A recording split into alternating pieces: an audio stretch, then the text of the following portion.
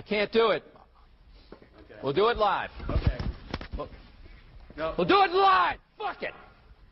Do it live. I'll write it and we'll do it live. Fuck it. Welcome in. It's Thursday, October 10th. We welcome you into another edition of the Daily Puck Drop. We are inside the Puck Sports Studios, of course, built by Lindback Lumber Contractors. They got free deliveries for you.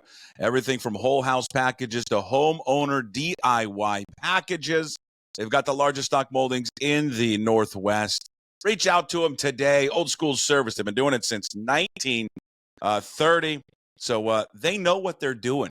They're at Lindback Lumber. Of course, you can reach out to them, lindbacklumber.com, and you can go visit them. Again, that phone number, 206-782-3487. Our good friends there at Lindback Lumber. All right. It's a Thursday extravaganza coming up on the show today in about 20 minutes. We'll be joined by Mike Garafolo, NFL Network. We'll get the very latest from Mike on all things in the National Football League, including the news that he had on Uchenna Nwosu. So we'll get maybe an update there from Mike on the status of Nwosu. Again, remember when he had the report that he was placed on the injured reserve, he had also had noted that he's going to be out for a little bit longer there for Nwosu. So we'll get the very latest there from Mike on the latest with Uchenna Nwosu, his status. Also, we'll get an update on Abe Lucas. I got to figure out we need to figure out what's going on with Abe Lucas. And he has been adamant that he's going to come back and he's going to return. But, God, it just seems like we never, ever get an update at all on the status of Abe Lucas. And obviously that they could use Abe Lucas back. Some of the numbers, when you get to the offensive line, we'll jump into it in here just a quick second, are just horrendous this year for Seattle. I think coming up a little bit later, we're going to get an opponent preview of the game tonight. Niners, Seahawks, Thursday Night Football. We got the throwbacks for the Seahawks. We got the throwbacks.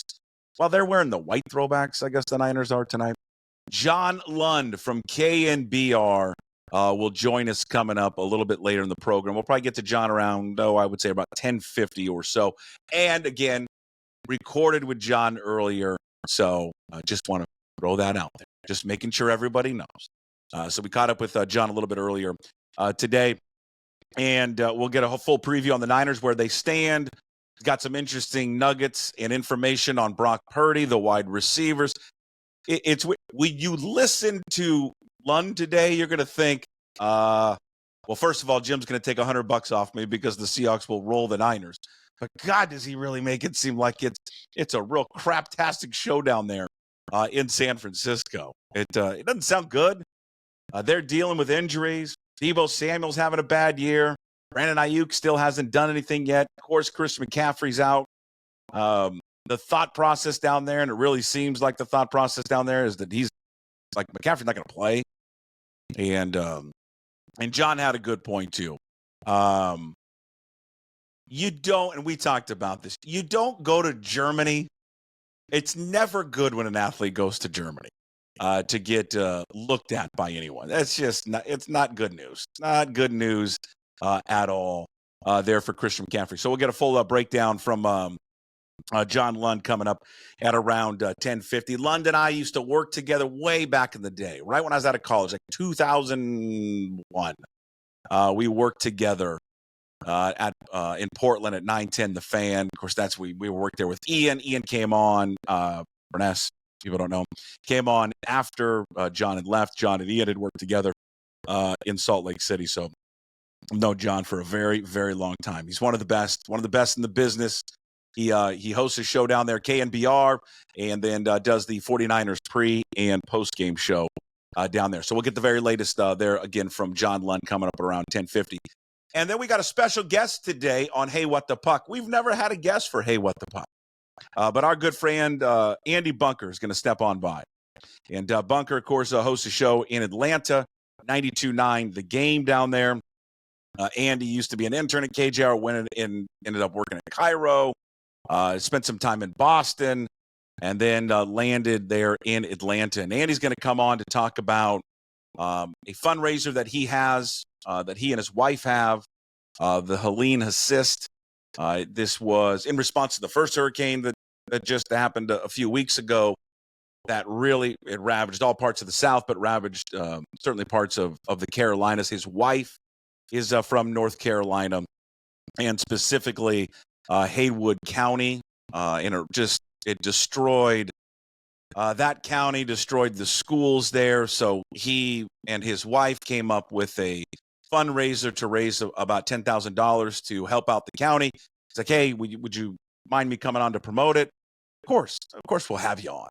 The QR code, which normally would take you to Limback Lumber or whatever our sponsors are, that QR code that's on your screen for the viewers, those listening on the Puck Sports mobile app, you don't see it.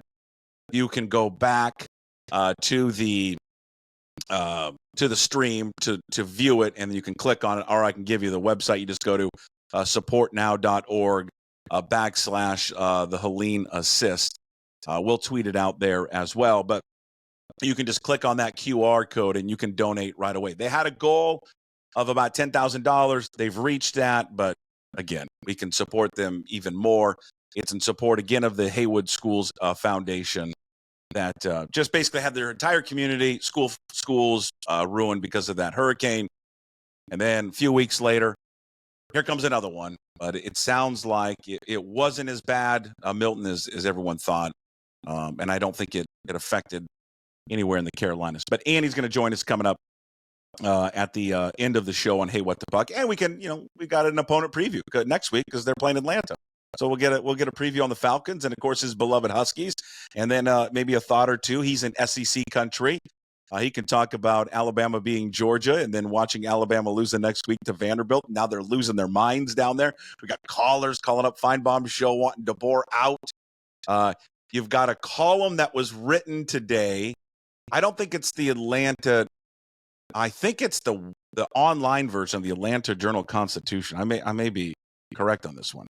If I'm not, don't hold me accountable. But where there was it's tongue-in-cheek. But they wrote a column on DeBoer. A topic down there is DeBoer dresses. He's a sloppy dresser on the sideline. And fans have had it with him on the sideline of how he dresses. That's how bad things are getting down there for Kalen DeBoer. It's a funny ass column, though. God, it's good. He calls him, he just keeps calling him, he's referencing Kalen DeBoer as like Cousin Eddie. He calls him Cousin Kalen. It's really good. It's a really good one. But we got Thursday Night Football tonight. Seahawks and 49ers gearing up.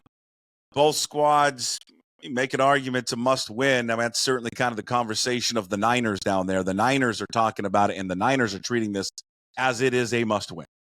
That they need to win this football game. And if they don't win it, then all hell is going to break loose. But and we bring this up with Lund, and you'll hear it later in the show, is you could start putting too much emphasis on just one football game. And that could be the problem here with San Francisco. They tried to walk it back a little bit, by the way. It's like, no. It's not a must win. We're not trying to say it's a must win, but it's real pivotal. It's a key game. I mean, the reality is this. I mean, whoever loses this one is, if you're winless in the conference, they're winless in the division. You've got to pull off a victory here. One of these two teams got to pull off a victory, obviously. Hey, thanks, Tips. I tuned in to hear this guy say one of these two teams got to pull off a win. But, I mean, it's not going to knock them out of the postseason, not going to knock them out of the playoffs. But, hell, it's going to be an uphill climb for sure for one of these teams if they don't win tonight. I mean, San Francisco comes in having dominated the series of late, having won 5 straight. They have seemed to have an answer for Seattle every time they've played. They've had an answer for DK Metcalf in the last few games. Shavarius Ward, when he's been matched up on DK, has had his way with him. Now, Ward is not healthy. He's dealing with an ankle injury. DK Metcalf has had a terrific start of the football season for him. But can they get him more involved in the game? And as we have discussed this week with DK, whether it's with the Ground Puck podcast that we do on Mondays with Tim Booth and Curtis Crabtree, or Rob Staten this week on SeahawksDraftBlog.com, is like DK, there's always one play or one incident with DK every week, it seems like. Whether it's a fumble, whether it's a key penalty, it's just something that, prevents him. A knucklehead play. And can he eliminate, a knucklehead play tonight against San Francisco? I mean, the game plan is what the game plan is going to be for the Niners. They talk about it. They try to get under his skin, and they will try everything that they can to get him to lose his cool. And that will be something that will be one of the key storylines to watch tonight. Is how do they get under his skin? How much do they bait him into reacting? Whether it's a late shove, you watch early in the game, there's going to be some late shove. There's going to be something where they want to throw him off. And they may be willing to take a penalty just so he reacts. So then he gets a penalty or gets thrown out.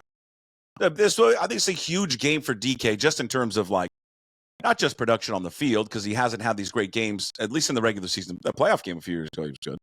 But he's got to get this offense going, and this offense got to have a bounce back after that Giants game.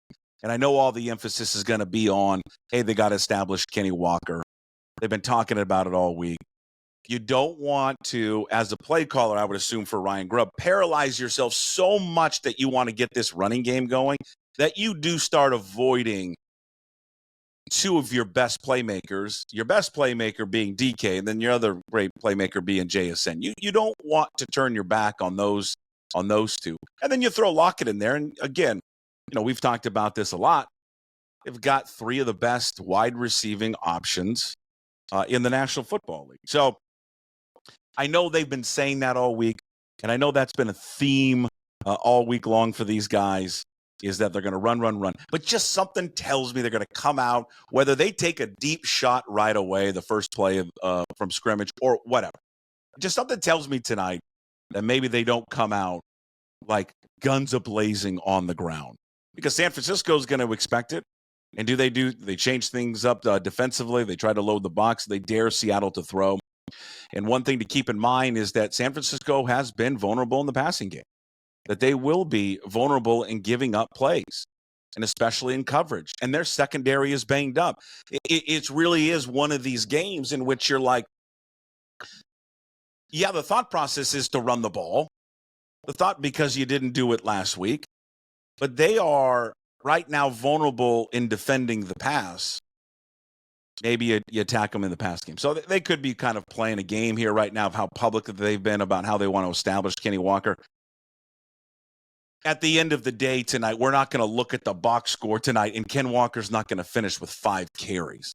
But I also don't know if they're just going to, right out of the chute, going to be pounding the ball incessantly there with Kenny Walker. Because their offensive line is an issue. And has been an issue, all season long for these guys. I'd mentioned it before. If you look at the latest PFF rankings for these guys, I mean, Stone Forsythe is the 74th rated tackle out of 78. Anthony Bradford is the 69th ranked guard at 70. 69 there for old Anthony Bradford. It's terrible. It's second worst guard in football. Connor Williams, 22 out of 35. Laken Tomlinson, I guess he's better than I thought. Tomlinson is the 35 or the 37th ranked guard there in the NFL. I actually thought he'd be worse than that, to be honest with you. I really did. I thought he would be worse than those numbers. Charles Cross is the only guy that's been good. Charles Cross is ranked 7th right now. They have struggled. I mean, they've struggled in all aspects to whether to run the ball, to pass the ball. There is no element of them up front that is good. None of it. And it's a talent issue. It's something that Scott Huff, I don't think, can just completely on his own fix, because I don't know how you fix it. How do you fix not having talent? You've got talent with Cross. Tomlinson has been, I guess, okay. Connor Williams is not healthy. Anthony Bradford is just not good. But the problem with Anthony Bradford is, look at this. Anthony Bradford is ranked 69th. You think of that for a second. Christian Haynes can't beat him out. That's how bad Christian Haynes has been this year. And I know rookies are going to struggle on the offensive line, but he can't beat out Anthony Bradford. If he doesn't turn around, he's shaping up to be one of the, early on. You don't want to call it a bust yet. We're talking about 5 games into the season. But, man, oh, man. I just didn't think Christian Haynes. One, I thought Christian Haynes would win the battle coming out of camp, and that, in fact, it really wouldn't have been a battle, that he just would have taken the job because he was just highly regarded and he looked the part. But based on him, and then you look at the guy that they drafted last year in Oluwatimi, who's not even active, not even a factor on the team, is Oluwatimi. So they've got issues up front defensively on their defensive line. They're a little thin there.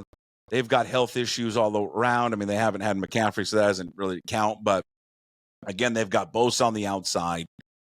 They have been a thorn in your side. Mike McDonald did have a great game against these guys last year, but also Mike McDonald doesn't have the talent that he had when he was with Baltimore. The public, and Jim likes this, and others like this. TroyWins.com likes this as well. The public does love San Francisco. So when you hear those two guys talk, anytime the public likes someone, they hate them because then they like to go against the public. But betting-wise tonight, 85% of the bets are going on the money line for San Francisco. 77% of the bets made tonight are going on San Francisco and the spread, which is, I want to say, I think it's still 3.5. So 77% of the money going on San Francisco minus 3.5. The total, here's a fun one for you tonight if you want to bet, if you can bet on this one. Over under tonight on Ken Walker rushing yards, it's 85.5. 85.5 tonight for Ken Walker. Oh, which way would I go? I'll say just under. I think just under. Not too far under, though. He'll be like around 80-ish. But I don't know. I don't think he's going to get quite 85.5. But, again, Ken Walker, if you look at his numbers, he's averaging 5.5 yards a carry. 9th best in the league. And that's why I think it's been so maddening for them not to lean on him a little bit more. He's been out a couple games, so again, his carries and yards are going to look less. But 5.5 yards a carry. Goodness, man. Just hammer him. Also, before we get to Garafolo, another gambling perspective for you Seahawks fans out there. Seahawks right now 1-4 against the spread. Tied for the worst mark in the NFL. But overs involving the Seahawks 4-1. And then another quick nugget. Brock Purdy has been favored in every one of his 26 regular season starts. It's the longest streak to start a career in the Super Bowl era. 7-1 against the spread as a favorite of less than 4 points. That comes from the one and only Ben Fox. We love Ben Fox. Check out, used to be at ESPN, used to be at VSiN, and now Ben is doing his own gambling website on Substack. You can follow him and subscribe to Ben, BFox22, and that's FAWKES, Ben Fox 22. He's one of the best. He's absolutely one of the best. And so, you look at those numbers, it would favor Niners. The public thinks the Niners are going to win. Both teams are banged up. I think it's got a potential to be a real craptastic game like most Thursday night games are, but we shall see. Let's get a National Football League perspective. He joins us every single Thursday. Ladies and gentlemen, from the NFL no warning. Network. I told you. I said, I'm coming now. Ready? Question mark. And I replied to you. You see my reply? Yeah, that's what she said. Not fun. You want me to give you some time to finish your breakfast? No, this is a working lunch. It's a working. Come on, I gotta mute you. Can you can't listen to you eat your food. It's terrible. And I like how I said breakfast. It's 1:20 where you're at, like an idiot. There's tuna salad. All right. The only fish I eat for breakfast is lox. Yeah, well, hey, I love a good launch. Mike Garafolo joins us as we talk all things NFL.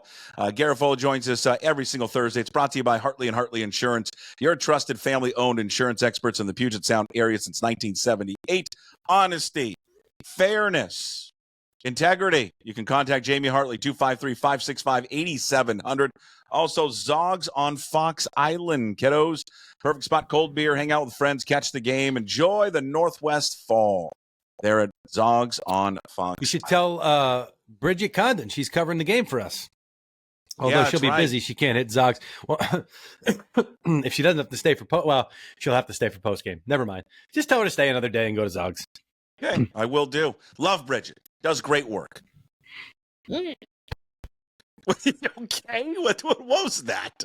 That was me trying to stifle a burp. Oh, we gonna get one of the appearances from the kids today? No, they're not home. Oh, that's they're good. Not home, which is funny because we did an interview with Cameron Bynum from the Vikings yesterday.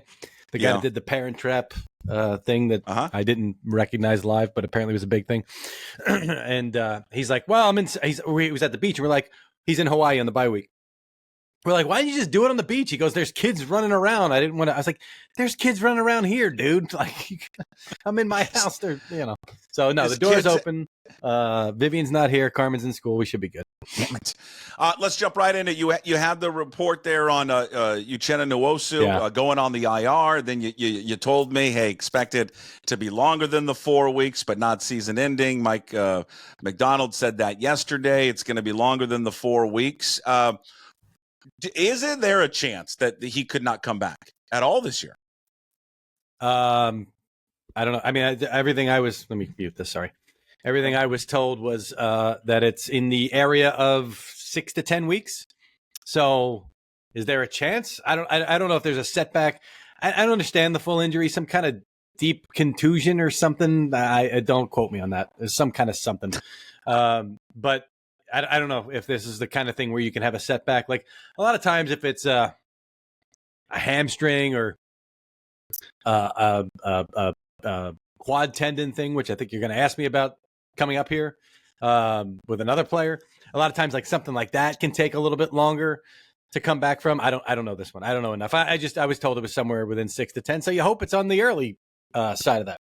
Yeah, it's unfortunate for him. I mean, I don't think you call him injury prone because he's just had some of these freak injuries. They're not like hamstrings and soft tissue injuries, but man, he's been snake bitten with since coming over here. He's had the 1 year and then he got paid and good for him. But since then, it's not like he's been injury. Yeah. It's been injuries for him. He's not like he's checking out. It's not like he's ooh, I felt a little something there. No, it's been some significant, serious stuff, and it's a shame because he's a heck of a player and he's a big part of what they want to do on defense.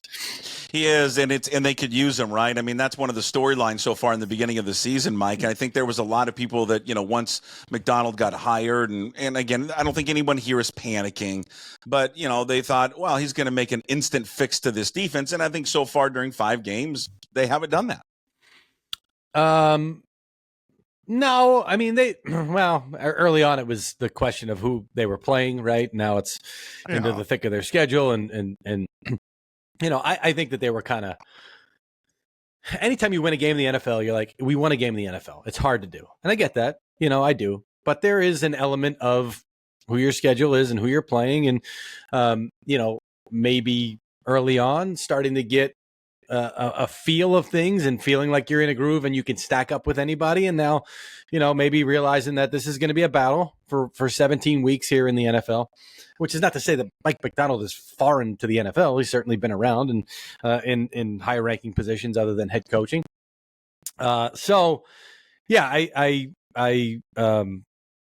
this will be an interesting one though. On a short week, divisional opponent who's not playing particularly well, who's been extremely vulnerable. I can't believe that this is the same team we saw opening night against the Jets that just completely dominated for 90% of that game.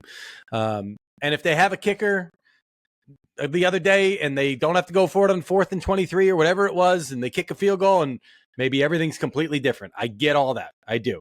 But it's going to be interesting. Why do you think they've struggled so much? I mean, I know they've got injuries, and everyone's got injuries, but I mean, you've got Deebo Samuel not playing up to his capability. He doesn't even look like the same player anymore. Yeah. And these guys are getting older. Brandon Ayuk hasn't really had the season yet. No, maybe it was the off season and the training camp stuff. But what has led to them? I mean, the only thing that comes to my mind here, Mike, is that are they feeling the pressure to get it done this year, and is that causing some of these issues? So in Philly last year, you had the opposite. You had the team that, because Super Bowl hangover. See, Super Bowl hangover always to me feels like more of a thing for the team that lost than the team that won. So you've got that potentially, and in Philly last year, they got off to a great start, and I was like, no Super Bowl hangover, and then they stumbled down the stretch. And in talking to folks this offseason down there, their thing was it was the Super Bowl hangover, and I go, that doesn't make any sense. You were 11-1 or whatever you were to start the season. And they're like, yeah, but it's there. It's there the whole year. It hangs over you. Like, you understand, having been as close as you were, and you had a really great season, but yet you feel so terribly because you lost that last game. And it colors everything that you kind of do. So I think there's a little bit of that. Sometimes it hits early, sometimes it hits late, I guess. So I think there's a little bit of that, combined with the injuries, combined with, I think teams are starting to catch up because more people are running what Kyle Shanahan has been doing around the league. And I think defenses in the end do adjust. And look, the Dolphins are struggling too. I understand that they've got that Tua was it, but even, pre-Tua injury didn't look the same. I think a lot of defenses are starting to catch on to some of this stuff. So, it's a little bit of a bunch of factors at play, I think. Do you find them in a similar scenario, the Niners, as where maybe Seattle was after the second Super Bowl? Because you paid so many guys so much money, especially defensive guys. Everyone's getting a little bit older, and now you've got to pay the quarterback. They have to pay the quarterback next season, and he's going to make, we've talked about this before, he's going to make $60+ million a year. Yeah. And, these leagues, these teams are hamstrung by quarterback play. They need to have a quarterback. Do you see parallels with them in Seattle? I see parallels with a bunch of teams that get out of that window. When you've got the rookie quarterback that allows you to do things a certain way. And I would say the team that avoided that was the Chiefs, but because Patrick Mahomes' contract was structured in a way where they didn't get walloped up front on that deal the way that other teams have done. Go back to the Eagles, Jalen Hurts, and which now is still a $51 million deal, something like that. And now compared to the fact that we're into the 60s, it's like, whoa, all right. So not that it's a bargain because he's got to step up his play. He's got to play better. But the Eagles' approach before that contract versus after that contract, it changes how you can do things. So yeah, they're going to be in that world coming up here. It's a good problem to have. But they're going to have to say goodbye to some folks. I just don't see, like, the McCaffrey thing. Obviously was a big anvil dropped on the beginning part of their season, right? That's another factor that I didn't mention. He went from being questionable week 1 to out for whatever. We're in this week 6 plus. To go into Germany, man, and you know this. Yeah. Anytime an athlete gets on a flight to Germany, it's just not good. No. It's not good. No. That's a far trip when there are really good doctors and medical approaches available here.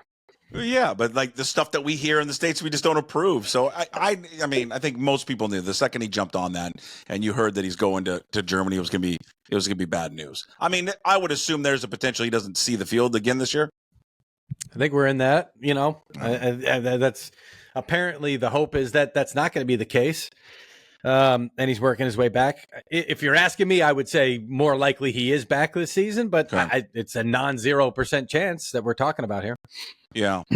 Abe Lucas, we have talked about it. I feel like every week I ask you about Abe Lucas. I love Abe Lucas. He's a Coug, so I love him even more, and he's a hell of a football player, and I know that he wants to get back on the football field. Yeah. And he's got videos putting out there that he's working out, doing this and doing that. And the one thing you don't want, and especially I go back to last year when I think it was Carroll, I think he's the one who mentioned, the scary C word. Well, it could be chronic.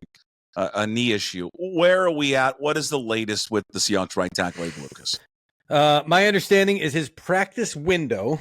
Now, there's a difference between, we saw this yesterday with Tyson Campbell with the Jaguars when people said, oh, he's back. No. It's a practice window of 21 days to get yourself into game shape when you're coming off of these lists, whether it's PUP or NFI or whatever. My understanding is his practice window should be activated here in the next couple of weeks. So add it all together. If you use the entire window, if it's 21 days plus a couple of weeks till that 21, it could still be, a couple of weeks before he is back and ready to go. But they are taking the slow approach with him to make sure that he is ready to rock. And there's no setbacks and there's nothing in that regard. Okay.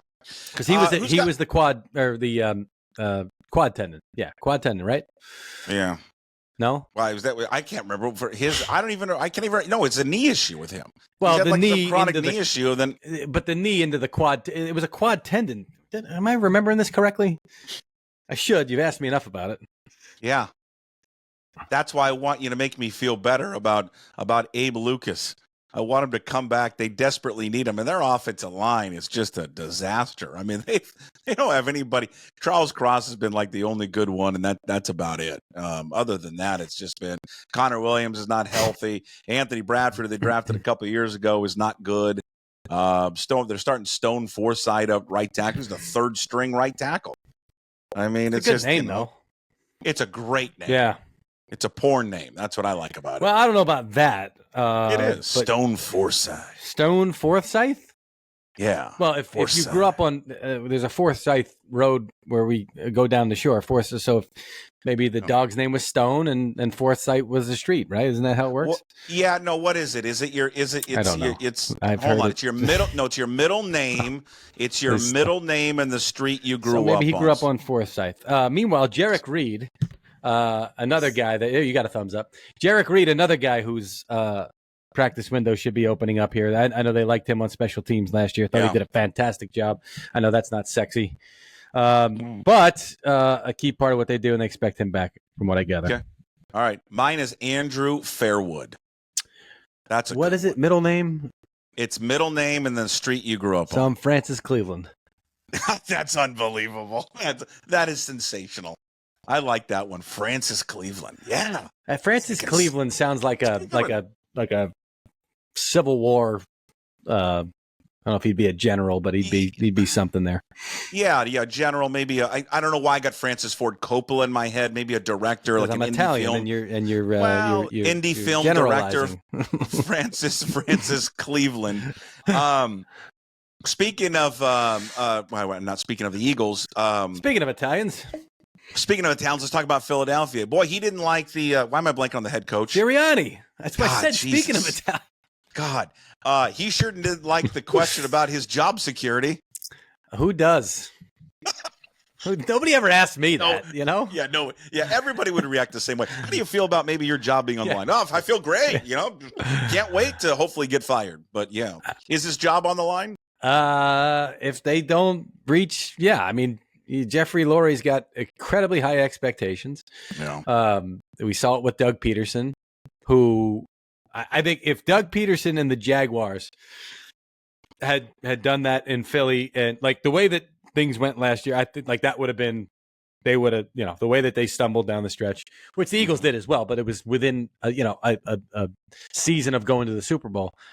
Which is why when that came up last year, there was incredible pushback from down there. People are like, "Are you kidding me? We just went to the Super." I'm like, "Listen, man," and I don't know that it was 100% safe. I mean, certainly they redid the coaching staff there, and I think that's part of it. In Jeffrey Lurie's mind was like, "Okay, you got your coordinators, right? You wanted Vic Fangio the year before, you finally got him, and now you got yourself a guy in Kellen Moore who's a break from the tree here after we lost Shane Steichen to becoming a head coach 2 years ago.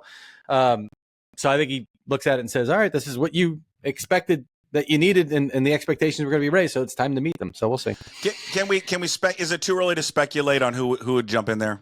Let's just speculate. Can we just throw names out, please? Oh yeah. Big speculator right here. Come on. Come on. Just who say does it. Jeffrey Lurie like? Why don't you say Bill Belichick, who now, by the way, I don't want to say Bill. I don't think he'd ever hire Belichick. I don't think anyone's going to hire him. Between Philly The Giants potentially. We'll see how that goes. I mean, last week's win certainly helps. I'm not putting Dable on the hot seat, but Philly, the Giants, where he has relationships and they've tried to hire Belichick disciples, and now the Jets. Now the Jets. You definitely think he'll get hired. Do you think he gets hired in the next cycle? There is, I don't say no question in my mind, but it is. We're in the 90 percentile.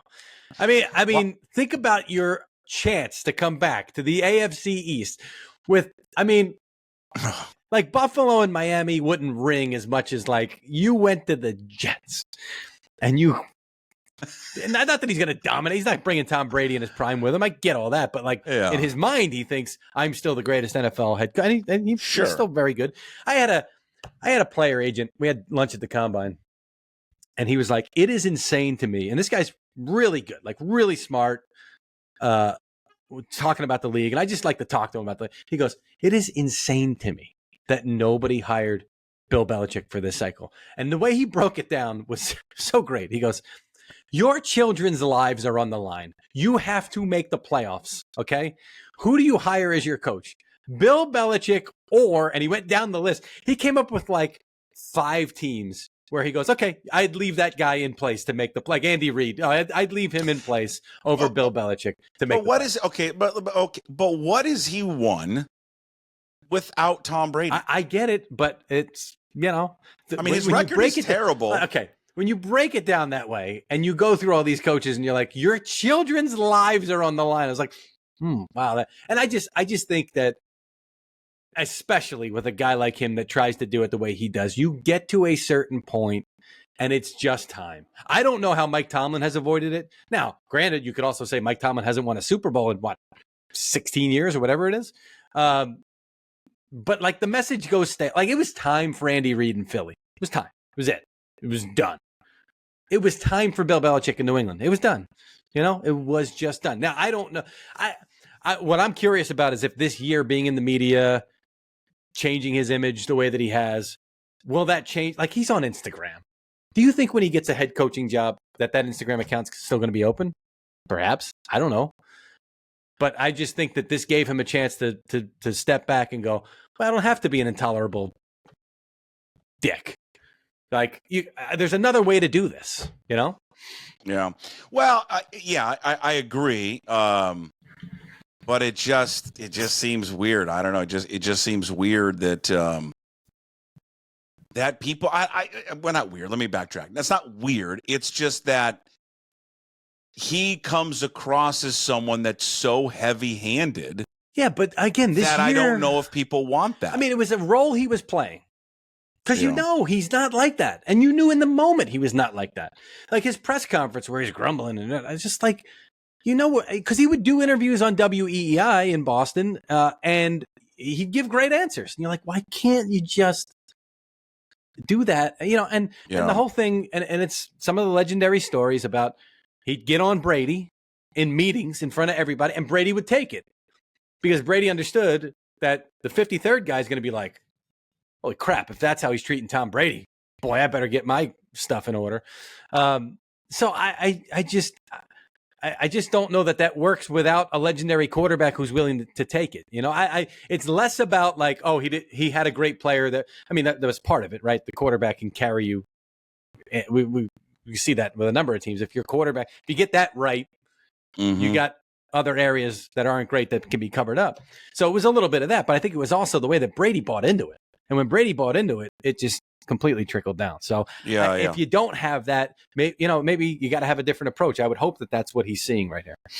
Yeah. It's going to be interesting to watch. I don't know. I mean, you're probably right that he would be hired. It would be fantastic theater if the Jets hired him. It'd be, it'd be amazing. Could they get along? Who? Could him and Aaron Rodgers get along? Doesn't matter. I mean, they can. It's another year of Rodgers, maybe. Yeah. I think they could. I don't know. Okay. I don't know. Aaron's a complicated guy. Yeah, he is a complicated guy. It's unbelievable. What did you make? What did you make of that? What did you make of the whole Robert Saleh thing? I still the don't. Firing of all of it. I mean, what happened? Woody Johnson got it into his head. I do. Like, I don't. The night before he fired him, he talked to Aaron Rodgers. Like, that much has been confirmed. Sure. Do we think the head coach didn't come up at all? I mean, that's what they're saying. Yeah. Which is not me saying that Rodgers whacked him, right? Like, but like at some point you got to take the pulse of somebody. Now, he said he spoke to Joe Douglas, his general manager. I don't know that Joe would, Joe and Saleh have been working together. I don't know that Joe would throw him under the bus like that. So somebody, you can't as an owner sit there and if you're talking to everybody or you're not talking to most people and the people you're talking to are saying, no, like somebody had to tell him this guy, and maybe it's the fan base or the fact that he was, as we've been saying, you can't overstate the fact that game was in London.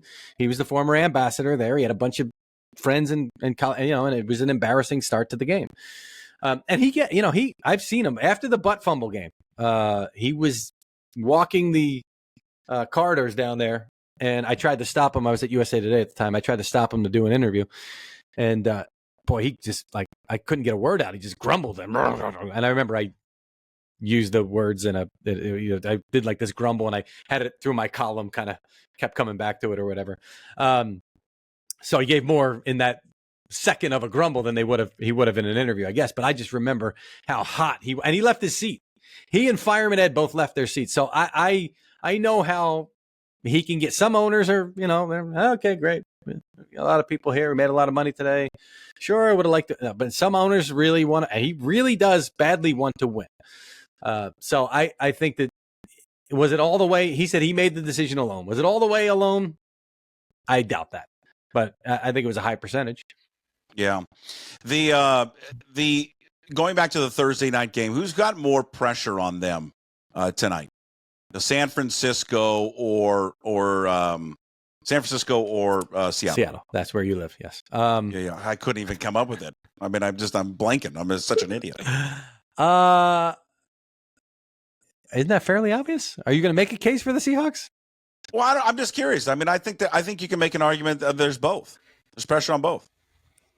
Yeah, I could see that. I mean, Mike McDonald, for reasons that we said previously about, who they played. Well, okay, now it's time. Now it's time to make a statement. So there's pressure in that regard. But I mean, with San Francisco and how high the expectations are and how high the salaries are there, and the way that they just gave that game away the other day, they got to come back and win. I mean, they've won in Seattle before. It's not like they haven't. It's not like it's a house of horrors to them. I remember some Thursday games that were there was a game with a missed field goal at the end, right, on a Thursday a couple of years ago.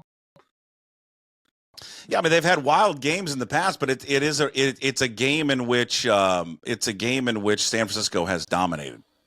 I mean, of late. I mean, they won the 5 straight, and they've handled them. Handled them. But I mean, it's also just a different game because it's two different teams that are all banged up heading into the game. And I think there's a credibility thing because hey, we're going to get Kenneth Walker involved, and we're not going to let things be dictated the way. And the Giants did a great job the other day of playing safe, smart football. Like they did that 2 years ago really well, and they got away from it last year. They tried to open things up more and be more explosive. And without Neighbors on the field, it's like, well, we got to go back to what we did 2 years ago. We got to dial things up so Daniel Jones doesn't have to make overly complicated reads or whatever. We're only going to take a couple of shots. And when you do that, you execute well and you're picking up these little chunks. It's hard to stop that momentum. And that's what Seattle got itself involved in there and had to play from behind. So you've got to now be that team against San Francisco this week, and you can have a plan going in for, hey, we're going to get Kenneth Walker involved. Like, hey, you got to make it happen too. Like that's part of it. So I still think that they're on the level when they talk about that, and they need to make it happen early. All right, we love having you on as always. Mike Garafolo every single week talking all things NFL. It's all brought to you by Hartley and Hartley Insurance, your trusted family-owned insurance experts in the Puget Sound area since 1978. Honesty, fairness, integrity. Contact Jamie Hartley at 253-565-8700. Also, Zogs on Fox Island. Perfect spot to grab a cold beer, hang out with friends, and catch the game. In case you missed it, it'll be up on YouTube. Also, you can listen to it, Apple, Spotify, wherever you find a podcast, of course, pucksports.com. Thanks, Mike. Appreciate it as always. Enjoy the game. I think we're back on. I don't know what happened. Our apologies, my apologies. I know that the stream went out, the live stream went out. I think it went out on everything. Thank you to those who texted me and had tweeted me that it went out on YouTube, it went out on Twitter, and I think the Puck Sports mobile app went out. That's fun. That's a good time. That's why it's fun when you do this shit live. Just that. I don't know when it went out, so my apologies. Thank you to Mike Garafolo for joining us. But yeah, I think it went out probably 20 minutes or so in to the show. So obviously, a lot of you missed most of live, at least Mike Garafolo. It will be up on the podcast page later. You can watch it, replay it on YouTube, listen to it on Apple, Spotify, hey, wherever you find your podcast, of course, pucksports.com. I'm not sure what happened. That was weird. It was everything was going swimmingly, and then all of a sudden, just everything dropped out. So apologies about that. I think we're up and running right now. Give me a thumbs up. If you're watching it on YouTube, go into the chat room and tell me that it's working. If you're on Twitter watching it, let me know. And then on the app, if you're listening on Puck Sports mobile app, maybe take a picture or something and let me know that the app is working again. We talked a good chat there with Garafolo about the Seahawks game tonight, the Niners preview, health update on Uchenna Nwosu, Abe Lucas. So before we get to John Lund here in a second, and good news here with John Lund is I recorded it earlier, so nothing's going to happen there in the live stream.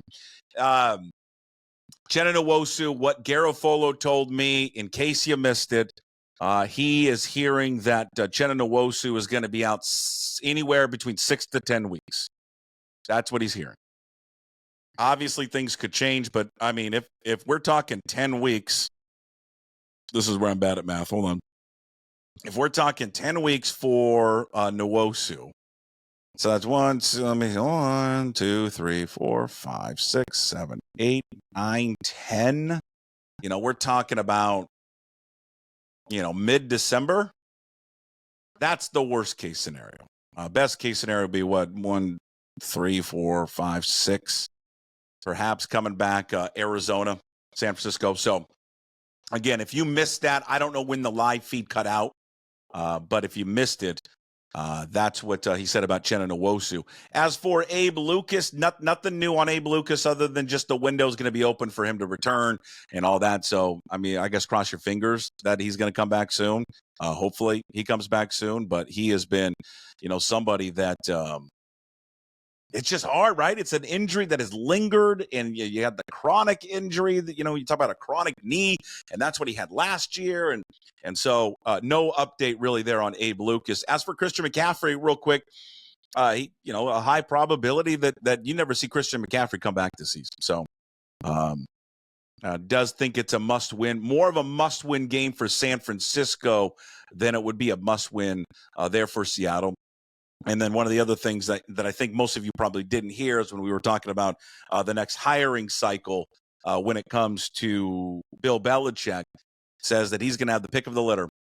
Eagles, we talked about Nick Sirianni because he lost it yesterday on a reporter asking about his job security. But Eagles, Giants, Jets, and that most people, the league, and I agree, want to see him go and be the head coach of the New York Jets, obviously, with all the drama that happened back when he was the coach there. Did he ever even coach a game? I can't even remember now. Or it was like he agreed and then quit right away.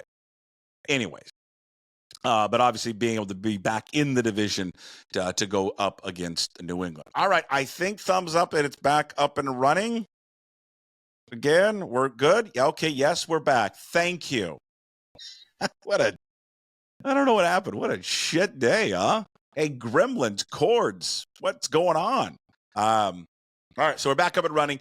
Again, if you missed Garafolo, it will be up later on YouTube. And you can listen to it on Apple and Spotify. And all those platforms, please, we keep mentioning this. I know we're doing it live, but also the podcast platforms are massively important to us. So please like and subscribe, leave comments there. It all helps the cause. And, of course, you can find everything up there at pucksports.com. All right, I caught up with John Lund earlier today. And John is a longtime talk show host down at KNBR down in San Francisco. Been doing it for a very long time. He's the pregame and postgame show host of the San Francisco 49ers.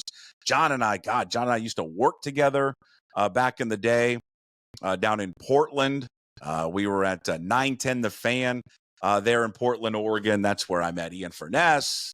And we have been friends for a very, very long time, and he is one of the best in the business. He is John Lund.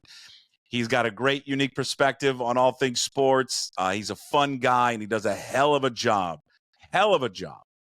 where he covering the San Francisco 49ers. So a conversation earlier there with John Lund from KNBR, pre- and post-game show host for the San Francisco 49ers. Well, this is a real treat, kiddo. Hold on. I knew there was going to be. This has been the day of issues everywhere. This has been an issue day. And this is why live media is the very best. And this is why I want to do it. We've got a legend on the show, the Daily Puck Drop. Ladies and gentlemen, from KNBR in San Francisco, John Lund, talk show host extraordinaire, 49ers pre- and post-game show, husband, father, degenerate gambler, drinker, fangirl supporter, and all-around great human being. John, how are you? Other than legend, which you're using very liberally, all that other stuff is true. Degenerate gambler. I did marry a fangirl up in Portland back in the day. Been divorced and paying her for a long time. That's been a lot of fun. So that was nice. Other than that, everything is good except for the 49ers suck. But I'm a content guy. I'm just like you. Content. So everybody's moping around KNBR going, oh, I can't believe they lost. I go, guys, this is content. Them winning all the time is boring. This is great. You never want middle of the road. You either want really good or just be craptastic so people are angry. And everybody here thinks that they have a right to go to the Super Bowl every year. So everybody thought, they'll be 5-0 and they'll be right back to where they were last year and everything. And now, Brandon Ayuk and Deebo and Kyle, and now it's a dumpster fire. And John Lynch was on our morning show this morning, and he's Mr. Optimistic. He's like Pete Carroll used to be, but now this morning he's like, hi, how are you? Everybody's like, sky is fun because we're like you guys. The Giants suck like the Mariners suck. The Warriors, you don't have a basketball team, you got a hockey team, you have hope, even though yesterday was bad. But the Warriors suck, but they trot Steph Curry out there. So the only hope we have for sports, the Sharks are terrible. So the only hope we have is the Niners, and when they're 2-3, everybody's like, Sky is falling. Absolutely, sky is falling. For us, but that's bad for people's health, I guess. Yeah, Thursday night football. Hawks wearing the throwbacks. Niners come to town. They've been talking a lot about a must-win. Now, Seattle really hasn't played that card. You surprised so much how San Francisco is playing that card. I'm glad you asked that question. So get this. This morning, John Lynch said it's not a must-win, but it's something. I'm down at Levi Stadium right now, and I was in the locker room yesterday, and Nick Bosa goes, well, it's not a must-win, but it's a gotta-have-it, or whatever they do. So apparently Kyle Shanahan gave them this speech yesterday that was, this is not a must-win because that means the season's over, but it's they're trying to term this game a certain way. But here's the problem with that, is if you lose that game and you called it so important, then what's the rest of the season? And here the problem is, okay, after this game, let's say they lose and go to 2-4 and people freak out more.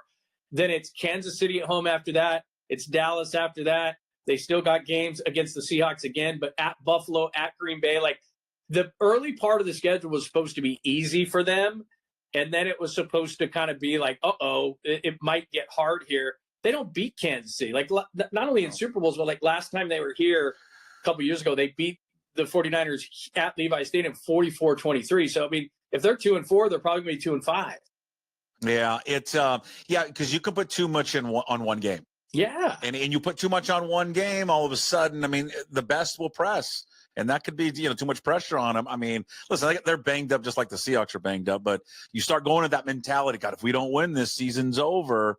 God, who knows how players react, right? Yeah, and just to kind of give you a scene setter, it's not too much to use this word with them. They're desperate to win a Super Bowl because the Seahawks actually at the end of their run and what the 49ers are right now, there's a lot of parallels. But the difference was the Seahawks won a Super Bowl. Now they should have won 2. but they won a Super Bowl. So you can put them on that pedestal of Super Bowl winning teams, and you can celebrate them, and the guys can come back. It's the 10-year anniversary, all these different things. If the 49ers don't win a Super Bowl with this current group, then they join the Harbaugh 49ers of, yeah, really, really good, and Patrick Willis and Navarro Bowman, all these guys, but they never won it. And so what's happening now, here's the parallel. Sorry, it took me a minute to get to it. But Brock Purdy is going to get paid next year, just like Russell Wilson got paid. And all of a sudden what happened was it deteriorates the defense, which is happening here, the depth, which has already happened here. So, all of a sudden Cliff Averill and Michael Bear, all these guys are not getting paid, or you're just kind of chipping away at it. Well, Bosa's always going to be here, and Warner's always going to be here. But now that Brandon Ayuk got paid, Charvarius Ward is a free agent. One of their corners, Demo Lenore, former Oregon Duck, which I know you love so much. He's a free agent at the end of the year. Talanoa Hufanga, free agent at the end of the year. So all of a sudden you have to start deciding, okay, what pieces do we really need to keep? Well, they've paid Kittle, they've paid Warner, they've paid Bosa, they're going to pay Purdy, they've paid McCaffrey. So they're paying what they decided are their core players. But we all know that it's not just about core players. It's about all these other guys who contribute that if you don't follow the team every day or every week, you don't know. So they're getting into that situation, same as the Seahawks did at the end, but they haven't won a Super Bowl, which is creating this. I'm not kidding you because I'm here right now. This pressure, like I told you about John Lynch this morning. I'm not kidding. He was like depressed because they know that once they pay Brock Purdy this next offseason, they're going to lose guys. And that's just what happens. And so, but they haven't won it. So Kyle Shanahan honestly believes they should have 2 or 3 of these things by now, but they have none, which is creating this pressure that honestly people are in a shitty mood. Like all of a sudden everyone around here is like, honestly, you can feel it when you come down here because and desperate's not too strong of a word. They're desperate to win a Super Bowl. And all of a sudden they're seeing, like today's George Kittle's 31st birthday. Like, that doesn't sound old to me and you. I'd love to be 31 again. I'd kill to be 31 again. I was absolutely 31. Put me in the time machine. But in football years, and especially as hard as he plays, he's questionable again this week because he just plays balls out all the time. And 31 is starting to get old. So, that's what they're up against right now. And I think they're starting to feel it as a team. And so you see it and feel it down here. And then when they get on the field and things start to go wrong, then you're starting to kind of see a desperation in their play, which you don't want to play tight. You want to play loose and have fun, and that's not how they're playing. Yeah, and then with that, when Purdy gets paid, because it's not only just what it means for the cap and what it means for the loss of players. It happens. I don't care who you are. Maybe it doesn't happen with the Chiefs. I don't know because they've won. But you get jealousy and a little resentment because I guarantee there'll be players on that team that are going to look at that. And as much as they like Brock Purdy and as much as players back in the day liked Russell Wilson, they're going to be like, yeah, but we're really the reason why we're good. Right. It's not the quarterback. No. He's good, but he's not like the guy. No, and what's starting to happen too is okay, the center of this all offensively is Christian McCaffrey's out. But everybody's talking about that like he's going to come back. He has Achilles problems on both feet, like both. And so it's kind of like Sherman's situation is last year in Seattle. Like at some point, 1 or 2 or both are going to burst. So they're kind of holding him out because they don't know how long he can last once he comes back. But then the problem becomes offensively, Brandon Ayuk holds out. He's still not right. Now, he did a great week last week, but he's kind of getting under it. Deebo Samuel flat out sucks. I mean, he has something like 15 carries for 36 yards on the ground. He was this revelation. He can't get off man coverage, so he's a problem. He had 1 catch last week. George Kittle is always hurt. Jordan Mason's been kind of a revelation, but they're kind of like the Seahawks. They don't care about their offensive line. They don't really put a lot into it. They think they can coach it up. So then you look at it offensively with McCaffrey, it's all great. But what's happening is they can't get off man coverage. They can't. Their red zone offense is one of the worst in the league. Last year it was it was the best. They scored 70% of the time touchdowns inside the red zone, and McCaffrey scored the majority of those, and he's out. So other guys are supposed to take it up, but Ayuk hasn't been ready. Deebo hasn't been good. Kittle's been off and on hurt. The offensive line stinks. So you look at this team and go, oh my God, they have so many weapons. They're going to crush it. But the crux of that was McCaffrey, and whenever he comes back, that's fine, but everybody's going to be holding their breath. I'm just going online right now to get Seahawks plus the points. I mean, Jesus, it's 3.5. No, and look, I'm going to run down to Bet on the Seahawks. Right, and they could win by 50. That's kind of been their nature. But they're 0. Here's the thing: they're 0-2 in the division. They shouldn't have lost. The Rams stink, and so they lose to the Rams. And then they're up 23-10 in the half of the Cardinals, and they didn't score in the second half. And so, again, if you look at the overall numbers, they're not bad. But offensively, the red zone is killing them. They're scoring on about 40% of touchdowns on 40% of the red zone trips. And last year they scored on 70. And so everyone around here is like, oh, Christian McCaffrey will come back. I'm like, really? He will? Because the Achilles is the worst injury right now in all of sports. And he's got him on both legs. So that doesn't sound very good. The chance that you don't see him at all this year. Is this a thing that cuts his career short, like ends it? I don't think that. But again, we see Achilles all the time. Kirk Cousins is dealing with it, and he's not moving great, although he's playing well. But, this is the worst injury, and it affects you the most. It's not that he is not going to play this year, but I'll ask you. I mean, you're a Rhodes Scholar. You went to Washington State. Yes. I'll ask you a very simple question. If a guy has to leave the country and go to Germany to have something fixed that can't be done in this country, I don't know about you, but that sounds like that's not very good. Anytime I hear it, here's a plane ticket to Germany. Yeah. We don't want to sanction this in the NFL, and we won't even do these procedures in the U.S., but go to Germany and then come back. That sounds like your guy's in some trouble. Yeah, of course. Anytime I hear an athlete is getting on a plane to go to Germany, I'm like, done. Yeah. It's just done. I'm just saying, how teams are. They're not going to tell you what's going on, and they paint this optimistic picture. But I'm just saying, the Achilles is the worst injury. He has 2 of them, and he just went to Germany. Now, maybe he'll play this year because they'll get that desperate, but that doesn't sound very good. And I'm clearly not a doctor. But that all right. What injury wise? George Kittle questionable. Does he play Thursday? Yeah, I think Kittle plays. The big offensively, other than McCaffrey, they're okay.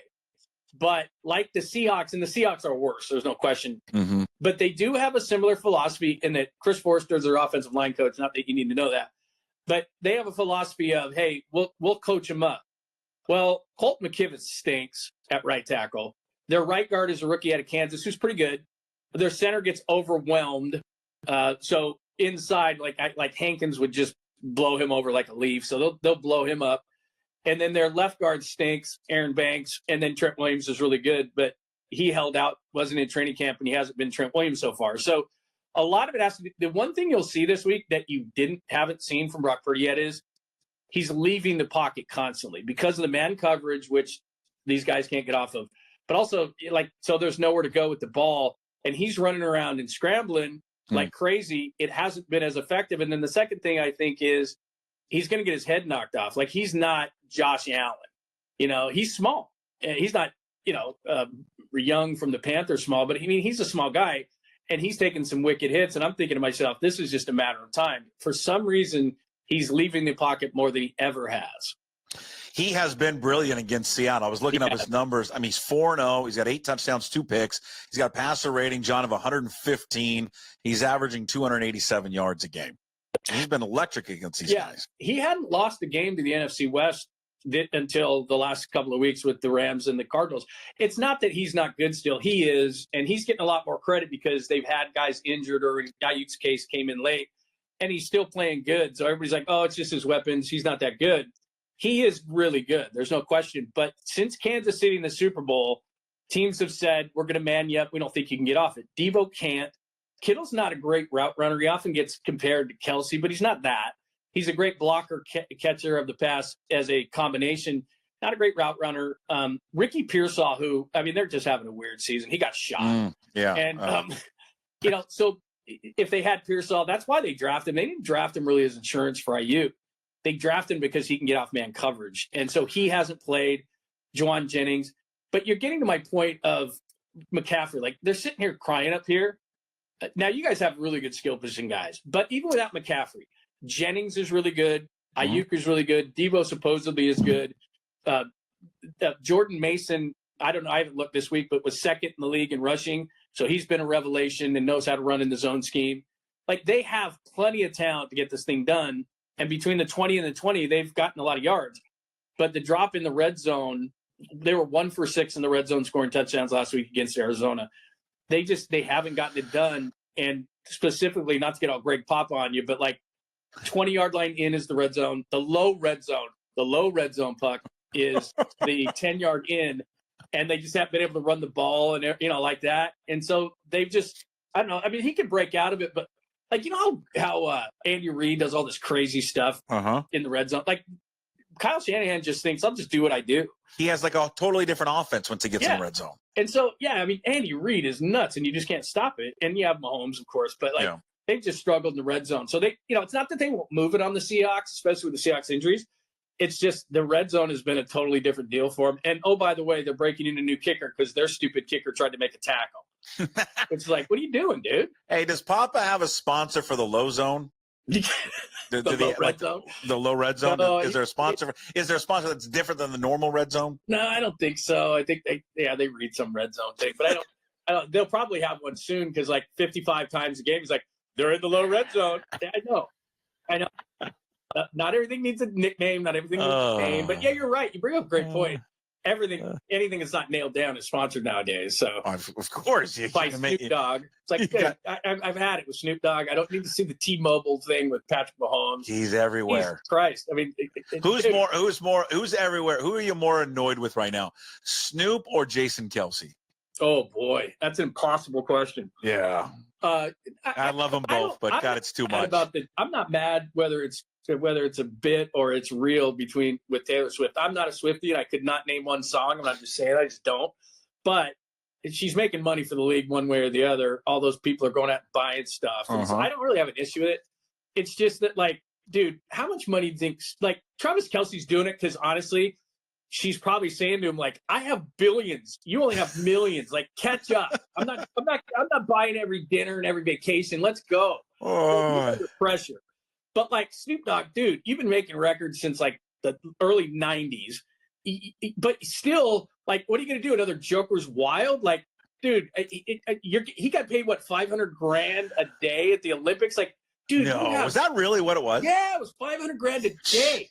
It's like, hey, dude, to just be at like, hey, look who's at fencing. It's like, that guy has to have billions with a B. And it's like, if I had that, it's like, what are you doing? Why are you on a T-Mobile commercial, dude? Just retire. God. Kick it up on the beach. That's what I'm saying. It's like, oh, he's got that. He's got Corona. So it's like he is just, it's obnoxious. It's like, dude, just because you can doesn't mean you should. Yeah. Kelsey's doing it because she's going to dump his ass if he doesn't start making some real money. Yeah. She makes what he makes in a year in one concert. I know. It's insane. Hey, back to the Niners for a quick sec.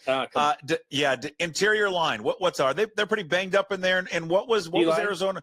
Yeah, what was Arizona so effective with, especially in that game last week against them? Well, the D line is banged up, but again, this goes back to the what happened to the Seahawks has happened to the Niners. They had to let Eric Armstead go. He's in Jacksonville.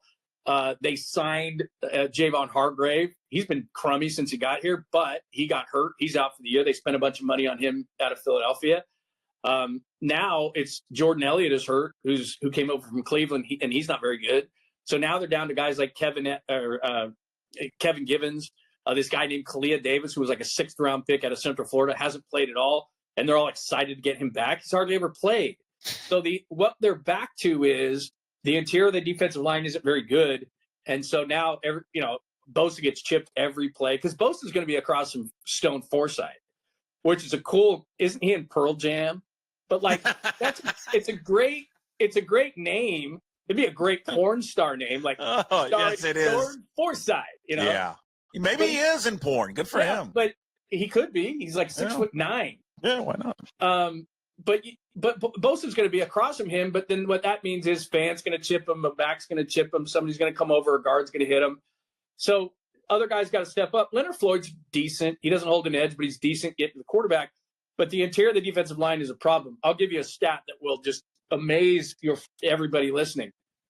So last year, about 14 games into the season, Arizona rushed for 234 yards against the 49ers. Up to that point in that season, so 2023, first 14 games, the 49ers were giving up about 72 yards on the ground at about 3.6 a carry. Since that game, the Cardinals must have opened up some floodgates and figured it out for other teams because they've had 12 games, and that includes Detroit and Green Bay in the playoffs and the Super Bowl against Kansas City. They're giving up about 60 more yards and a full yard per carry at about 4.8 a carry. So teams are running on them. And that was a staple for the 49ers where you just didn't do that. Well, what you just said about the defensive line is true. They're banged up. Fred Warner played last week and had 12 tackles, but he can't move right now. He's got a bad ankle. Dre Greenlaw blew out his Achilles in the Super Bowl, so he's not playing in this game. And they've got two basically rookie safeties. Jair Brown is a second-year guy who runs like a 4.7 out of Penn State. And Malik Mustafa is a rookie safety. So teams have been going over the top. But my point is that you had a really solid run defense that lost Armstead, lost Hargrave, Warner's hobbling, lost Greenlaw, and have a couple of rookie safeties who make a lot of mistakes. And so all of a sudden, it's going to make sense that you're going to give up a lot more rushing yards. And that's what teams have been doing. And the Seahawks have a guy in Ken Walker who can kind of emulate James Conner. And you know him. He runs really hard. And so what happens, what they've really had trouble with is straight at him kind of stuff, inside zone kind of running right at him kind of stuff. They haven't been tackling as well. They've missed a lot of tackles, and they're missing a lot of guys. So I know Ryan Grubb, a guy you hate because he went to Washington, was at Washington, but I know he's going to, what was it, 7 carries for running backs, 5 for Walker last week, something like that. They're going to try to run the ball. Now, I don't know that they'll be successful, but the 49ers have it's uncharacteristic for them if you just watch them as a, every once in a while thing. But they've struggled to stop the run. It's crazy. They've talked all about how, we're gonna reestablish the run. We can't. It's disrespectful. We got to get him the ball more. I'm gonna tell you what. The first play of the game is gonna be a pass.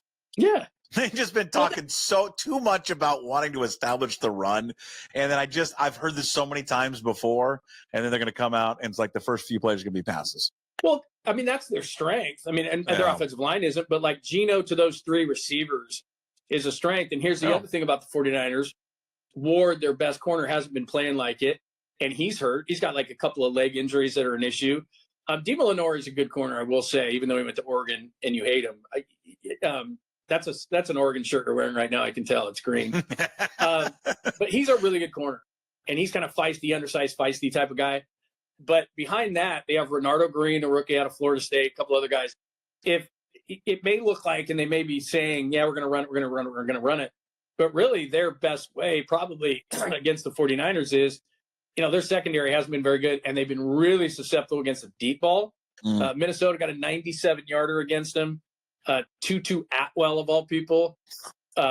Tutu still in the league? It beat him for a long one to help lose that game late. The Seahawks, no doubt, will go over the top with DK at least a few times to test those guys deep because the Niners haven't handled it well. Yeah, and he hasn't been, for DK hasn't been good against them. You go back to the last few games, especially with Ward on him. All right, I've saw the stat where Ward has really shut him down. But if you're saying Ward is banged up, maybe that's something they'll try to take advantage with DK against him. To be honest with you, I think that if they were in a less desperate situation, they probably wouldn't play Ward, but they have to. I mean, they've got to win this game. And they go 2-5, like I said, and get Kansas City, Dallas, Buffalo, Green Bay on the road. They're going to be in a really tough position. Their only saving grace is, and I think this works for both the Seahawks and the Niners, this division sucks. Like, I know they lost to the Rams and the Cardinals, but both of those teams stink.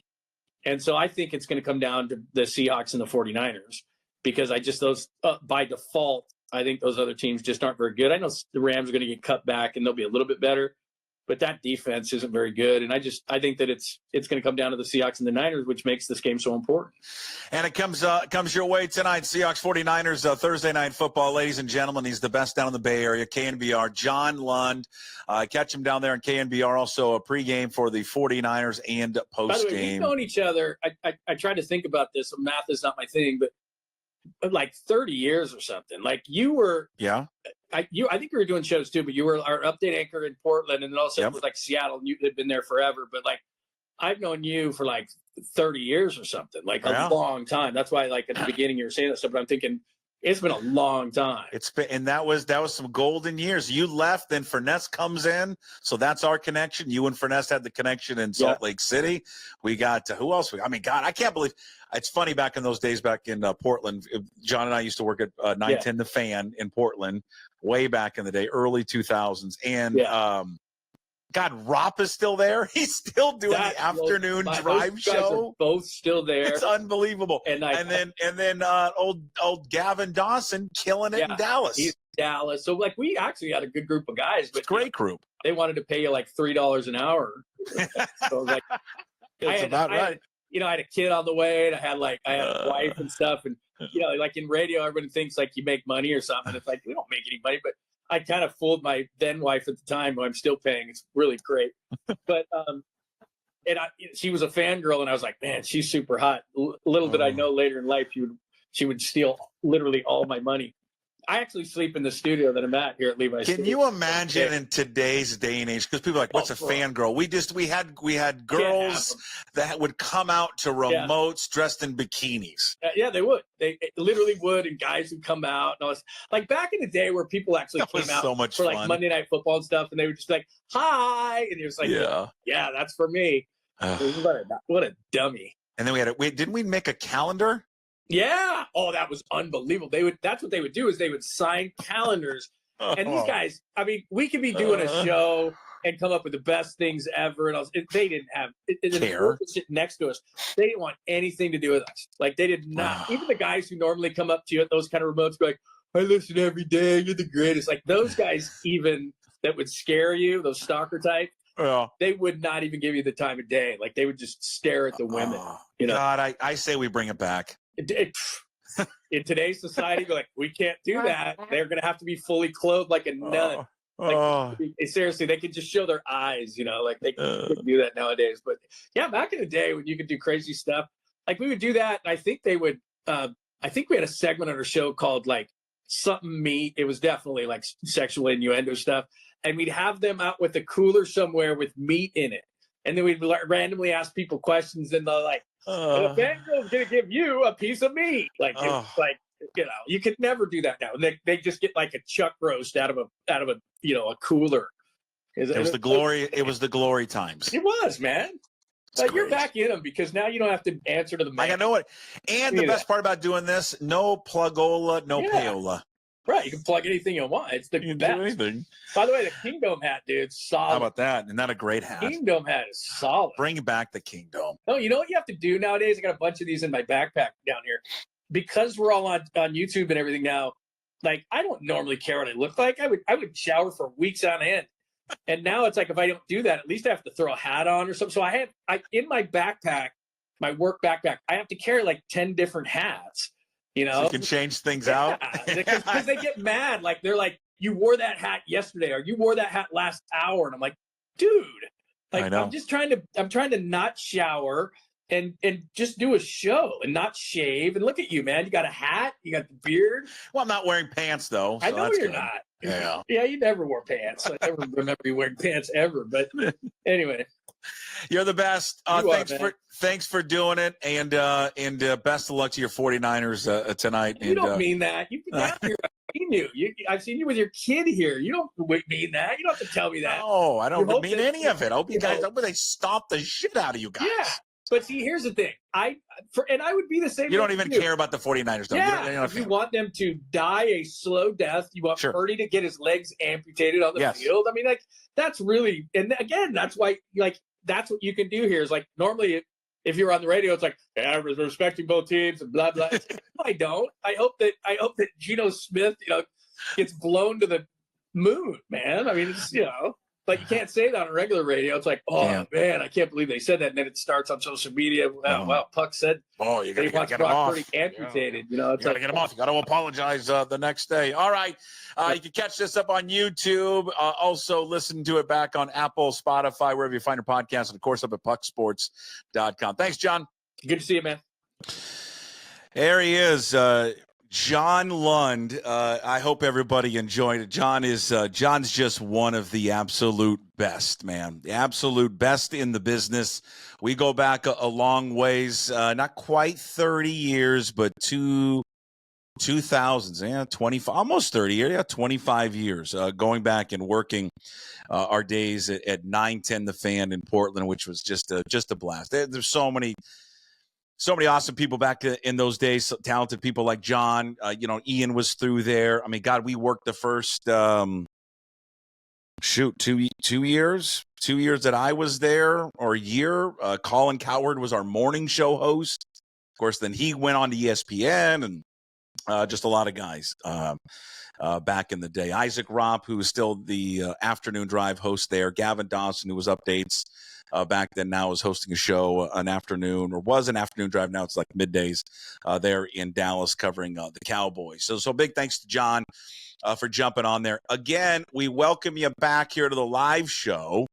If you're listening back to this later, and watching this on YouTube later, or listening back on Apple and Spotify and all the podcast platforms, we were on for like 40 minutes and something happened and it dropped off. Then we came back on. So I know most of you, or some of you, probably missed portions of Mike Garafolo, who was on earlier today. His weekly visit with us, brought to you by Zogs on Fox Island and also Hartley & Hartley Insurance. Just to recap what he said, the update on Uchenna Nwosu. He's hearing it could be anywhere from 6 to 10 weeks that Nwosu could be out for. So this was, kind of in line a little bit with what his original reporting was. When the news first came out that Nwosu was going to be placed on the IR, when Mike had it the other day, and he had texted me, he says, "Hey, go on your show with this, that it's going to be longer than the 4 weeks." Mike McDonald confirming that yesterday with all the reporters there at Seahawks, and they don't know how long, but again, worst case 10 weeks. We're really getting close to the postseason and all that. Hopefully, good news is that it's just the 6 weeks. But again, that it's an injury that is a deep thigh. So we'll see. Hopefully, he gets back sooner rather than later. Defense needs it. I mean, they desperately need him back. They need all the help they can get. They need Byron Murphy back. The reason why they drafted him in the first round, so he can plug up the middle and provide pass rush and run support and all that. So. Not good news there on that front. We'll kind of wait and see what the very latest is. And then he also just updated Abe Lucas in that window of where he can come back. But they're taking it slow, as Mike has mentioned to us many times, taking it really slow there with Abe Lucas, because they don't want to rush him back. All right. So, again, if you missed portions of it, we got back on. John Lund was good. It never dropped off there on the live feed. But again, all the full show will be up a little bit later. All right, we wrap up the show today with Hey, What the Puck. It is brought to you by Restoration One of North Seattle. It's your restoration company that lets you avoid the stress of water, fire, and mold damage. They are, folks, they are the best in the business. All right? They will take care of you. When any issues come to your home property, personal property, or your commercial property, they're going to take care of you. Any mold damage, water damage, fire, anything. They're locally owned and operated. They're right down here in Ballard. Great guys, Trent and the rest of his crew, just great dudes. Make them your first call when any damages affect your residential or commercial property around the area. It's just not Seattle. 206-817-8917. Visit them online at restoration1.com, the North Seattle franchise. And again, just not Seattle. You can go anywhere and everywhere. All right. So a special Hey, What the Puck. Normally we do sports, non-sports. Usually maybe me just ranting about something or raving about something. But we're bringing in a good friend of ours who joins us right now. Oh, there he is. Look at him. Ladies and gentlemen, from Atlanta, Georgia, Andy Bunker, 92.9 The Game in Atlanta. He's joining us on Hey, What the Puck. Andy, how are you? I'm pretty good, man. Good to see you, Jason. Oh, cool, it's good. It's good. Well, that's the Kingdom. You're too. Well, no, you're 40 now. You remember the Kingdom. Yeah, man. I went to a lot of games at the Kingdom. Well, sometimes here's the deal with you. I forget your age. Okay. Well, remember it. I'm 40. I turned 40 like 2 weeks ago. No, but I always feel that you are much younger than me, and then I realize that you're not.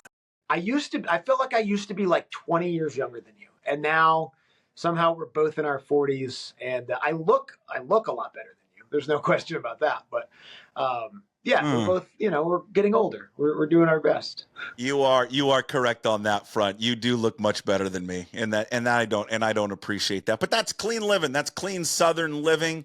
It's the bourbon. It's the hush puppies. It's all of it down there in Atlanta, Having two Georgia. small kids. It's all great for youth. I bet it is. Hey, you reached out. We have promoted this a few times, but we wanted to get you on with Hey What the Puck, and I want you to tell all of our listeners and our viewers what you and your wife are doing down there, and how our viewers, and of course how Andy's from here, Franklin High School, University of Washington. He was an intern at KJR. He worked at Cairo before going. Where did you go? Then Portland, and then Boston. And I was in Portland for a couple years at the Blazers radio station, and then here. Yeah, and so he's got Seattle blood, running through him, and so we can help him out, and we need to help him out because there's some folks, and all in the South, obviously with Hurricane Milton coming through yesterday, but Hurricane Helene, who was there a week ago or so. Yeah. Not only ravaged Florida, but Carolina, the Carolinas as well. So tell everyone what you and your wife are doing right now. Yeah, I mean, first of all, thank you for having me on to talk about this. I appreciate it. My wife is from Western North Carolina, right outside of Asheville, in a town called Waynesville, which luckily, all things considered in that region, Waynesville actually made out okay. And I think a big part of that is a lot of it is built kind of on higher elevation. It's kind of up from some of the rivers and creeks that flooded. So her hometown was okay, but the county, some of the towns just got devastated. We were up there Saturday, Sunday, Monday, and Tuesday, trying to do whatever we could, kind of volunteering and helping out and stuff. And I went out to a couple houses in Clyde, North Carolina, which again, nobody knows what that is, but it's close to Asheville. It's in the mountains. It's small, small communities and stuff like that. And it's right on this river. And I mean, just this city it's gone. Like the houses that are still there are completely ruined. Everything that was inside the houses is garbage. So we spent the day just like removing stuff from this house. And, that's a pretty sad thing to do,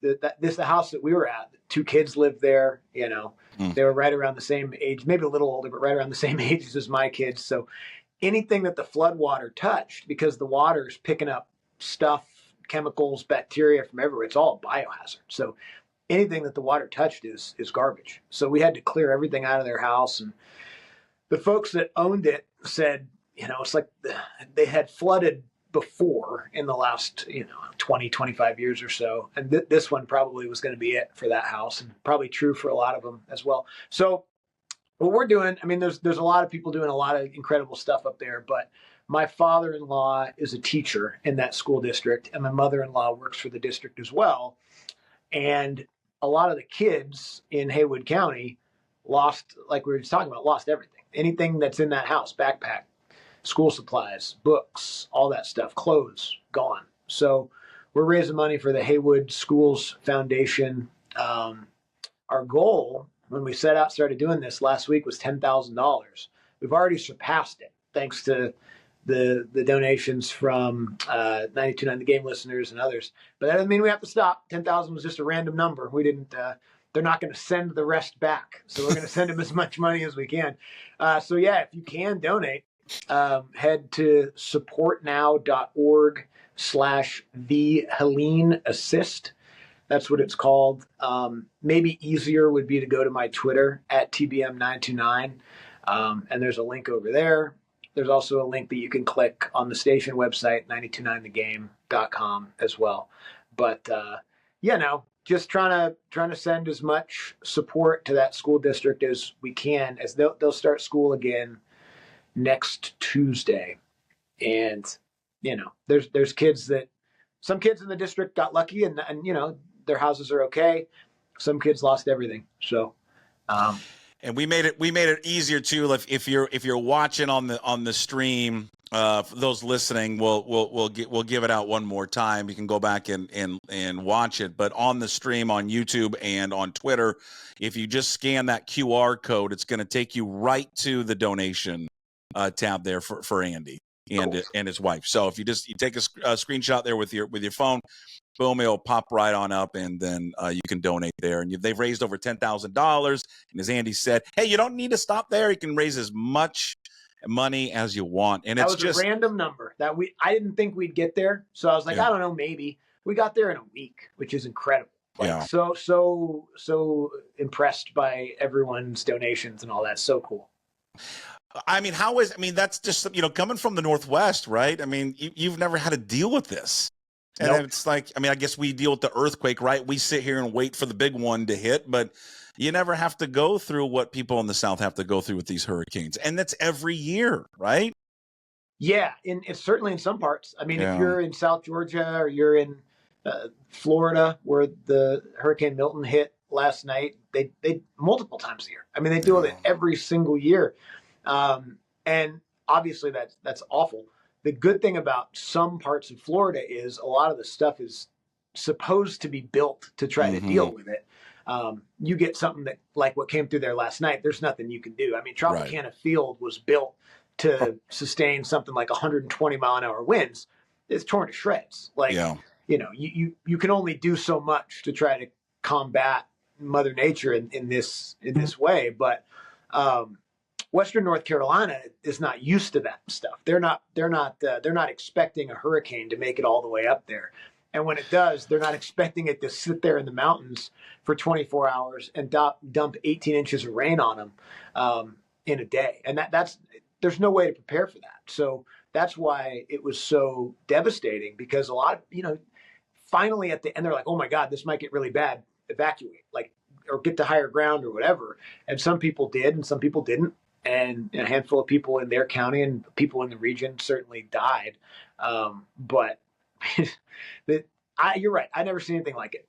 We drove down this road in Canton, North Carolina, and just every house had all the stuff that had been in there, whatever, think of what you have in your house, decades of, whatever.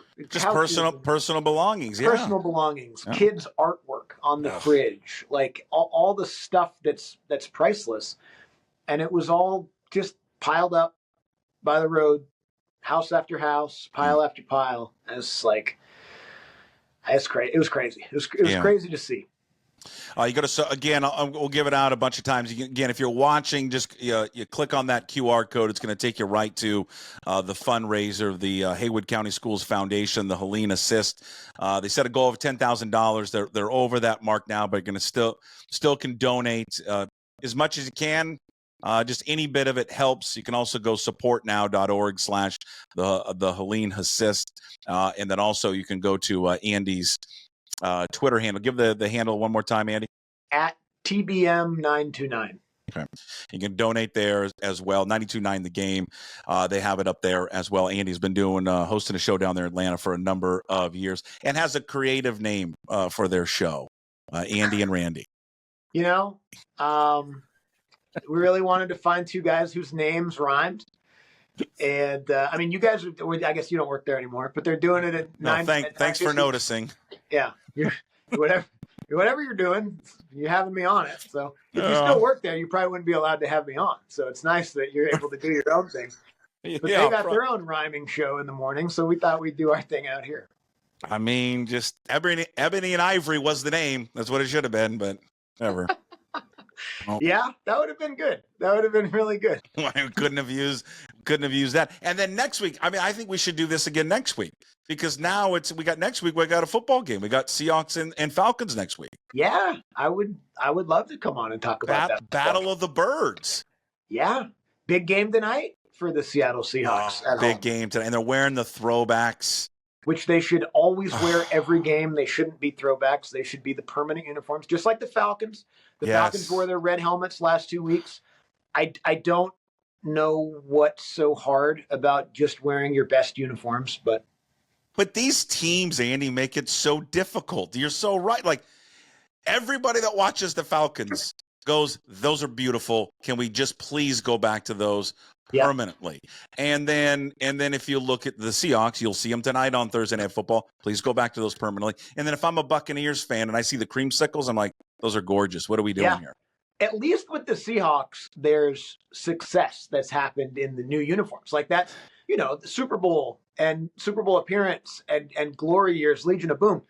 The current Falcons uniforms, the only thing anybody thinks about is 28-3. Like, so not only are they bad compared to the other ones, they also are like representing a time that everyone wants to forget. So go back to the good ones. I don't know. Hey, one more thing before you go. Everyone, you're a huge, obviously you graduated from there. You're a huge Husky fan. What did you get much into college football last week? So when Alabama beat Georgia, I mean, do you get any, I don't know. I mean, you probably don't talk much about Kalen DeBoer. Here's what I love about Kalen DeBoer. I stumbled upon, not the Atlanta Journal-Constitution. I mentioned that earlier. It was stupid. Alabama.com. There's a columnist who wrote a column today. Now, it's snarky, tongue-in-cheek, and all that. But he was critical of Kalen DeBoer's outfit on the sideline. That's part of the reason that they lost last week against Vanderbilt. It's not, but it's a criticism of Kalen DeBoer I also had when he was at UW. It's sloppy looking. He looks a little sloppy. Put on a shirt that fits, or you're sponsored. I guess they're sponsored by Adidas now, but Alabama's sponsored by Nike. They make really cool stuff. Like put on like one of these nice lightweight like hoodie T-shirts that everybody wears now, and have it fit. Like I know that had nothing to do with it, but that was a criticism that I had of Kalen DeBoer. He does look. Yeah, it's a little untucked and sloppy. He's not well dressed. He's not well dressed for a coach of a program like that. And I will say, this is not doesn't matter. So, don't be mad when you hear me say this. I don't like how Jed Fish dresses either. I think that visors are for people who aren't balding. And he's got a little, he's got a little thin back there. We don't want to see that. That's not alpha. You're not intimidating the opponent. What do you think about the hoodie? So Jim Moore hates the hoodie. Doesn't like the look of the hoodie, hates the visor. He went on a whole rant about this yesterday. He's got his initials on the visor like he might lose it. Like this is worse than the first one I said. So okay. If he's gonna wear a hoodie, maybe let it be a little bigger, because he's got boobs. He's got man boobs. He's got my brother calls them fish tits. Can we say that on this? You can say anything you want. Okay. This isn't radio. Fish tits. He's got fish tits. And I love it. He's nipping out. God, I love it. Milk him. I don't know. Jury's out on him and his coaching staff, whatever. I'm glad they beat Michigan. That's awesome. I'm still mad about the Apple Cup because it was awful. But I know you're not. But if we're gonna let's clean it up. Let's at least get pasties on the nipples. We don't need to see the high beams. I'm glad you brought this up, Puck, because I've been meaning to get this off my chest. I can't wait to now only reference him as fish tits. You can call him that. That's what we call him. This is beautiful. He can win his way out of it with me, but it's going to take a few more, though. Got to beat Iowa. Got to beat Iowa on Saturday. All right, you can donate. Go to that QR code. Help out Andy and his wife, and help out that community in the Carolinas. And again, the Haywood County Schools Foundation, the Helene Assist, raising money to help people that were devastated by the hurricane there a couple of weeks ago. All right, keep up the great work for this project. Also on the radio down there, you're doing great work as always, like we all knew you were going to do. And let's do this again next week. All right, let's do it again next week. We'll get a preview of the Falcons. Happy to. You guys used to always have me on to talk Seahawks, Falcons, and stuff like that, and then it's like everybody lost my number. I don't know. Well, it's happening. I can't speak for those guys anymore. Do they still? What's going on at that radio station over there? Does Ian still work there? I don't know anyone that works there anymore. I guess it shut down. What's Mitch up to? Yes, Ian still works there. He's killing it. You know, he's the new Kraken TV No, host. I knew that. I saw that. I just didn't know if he was Softies. They're all there. I love them to death. I know. They're all. I also they're all know there. what Mitch is up to. I'm just being a wise ass. I don't know what. Yeah. Hey, is he still there? Is he still on the morning show? That was a great show. It was a great great. You were show. and you were a part of it. Briefly and minimally, but it was a lot of fun to work on. It was great. It's great. All right, man. We'll catch up with you next week. All right. Thank you. And thank you, everybody who donated, too. Thank you so much. You got it. There he is, Andy Bunker, 92.9 The Game down in Atlanta, Georgia. Andy, again, was a long time. Was an intern for us. Worked at KJR. Ended up going to Portland, then Cairo, then Portland. Actually, Boston, all over the place. Franklin High School graduate. And University of Washington graduate there as well. All right, that's it for Hey What the Puck, brought to you by Restoration One in North Seattle. Your restoration company lets you avoid the stress of water, fire, and mold damage with their property restoration services. Locally owned and operated. Make them your first call, folks, when damages affect your residential or commercial property. 206-817-8917. Visit them online at restoration1.com, the North Seattle franchise. Wow, that was an interesting show today, kids. A real interesting show. We started off guns a-blazing. The live stream dropped after 40 minutes, but we persevered and we made it back on. So for all those who came back, whether you're watching on Twitter, on YouTube, also on the Puck Sports mobile app, thank you. Also, give me some feedback. I need to hear from people on the Puck Sports mobile app. If there are issues with it, I heard yesterday maybe it was cutting in and out. I need to hear that from you. So please feel free to reach out with any issues at all. Mention this again.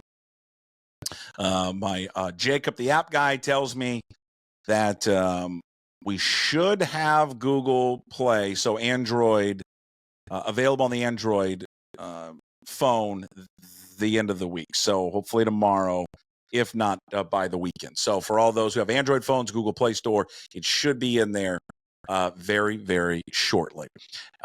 Big thanks to all the guests, Mike Garafolo, NFL Network. In case it cut out and you missed it, go back and watch that on YouTube and Apple and Spotify and all the podcast platforms. And again, please like and subscribe. It all helps. Please do that. And same deal there for John Lund will be up there as well, getting a 49ers preview ahead of Thursday night's football game. Also, coming up tomorrow, it's a Friday extravaganza. We'll recap, of course, the Seahawks game. The Ground Puck podcast with Tim and Curtis will still be on Monday. So it'll be me, Jim stopping on by again, our handicapper Troy Wins stopping by. We'll go over the weekend action in the National Football League, also in college football. Reaction, of course, to tonight's football game. Voicemails. We've got a few. We could use some more Friday voicemails. We'll do it at the end of the show with Jim. You can go to the website, pucksports.com. You'll see the number there. Give us a ring. Try to keep it between 30 seconds and a minute. It doesn't cut you off like the old voicemail one does. The number for those listening is 425-577-7272. Joe Nash. 425-577-7272. Also, just quickly on the college football front for our podcasts that are just exclusively on those platforms, the podcast platforms. No Coug content this week because they didn't have a game. We'll be back next week with Coug's Corner and also Old Crimson with Jim Moore and Paul Sorensen. The Puck the Huskies podcast, though, is up and available on all of the platforms with Elise Woodward, sideline reporter for University of Washington, and Jordan Reffett, former defensive tackle for the Huskies, and delusional. And by the way, guys, you know what? He's just trolling. What Jordan's doing is building his brand in that old Twitter. We get into the we should be 6-0 talk on this week's show. Also talk about their win against Michigan, why they continue to play teams with no quarterbacks except for one, which they lost. And the outlook on playing Iowa 9 a.m. there. And how will that all shake out? So if you want to check it out, it's up and it's available right now. We'll talk to you tomorrow on a Friday as we'll recap the Seahawks game. But until then, as always, we promise to be better. And really, with how today went, we better deliver that tomorrow will be better. Thank you for watching and listening. No shirt, no shoes, no ties. Would anybody like to smoke some pot? Yeah. I was born to love you. I was born to lick your face.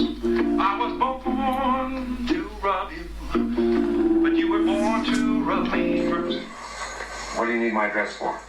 We'd like to send out a mailer. Mother of mercy, I don't speak Japanese!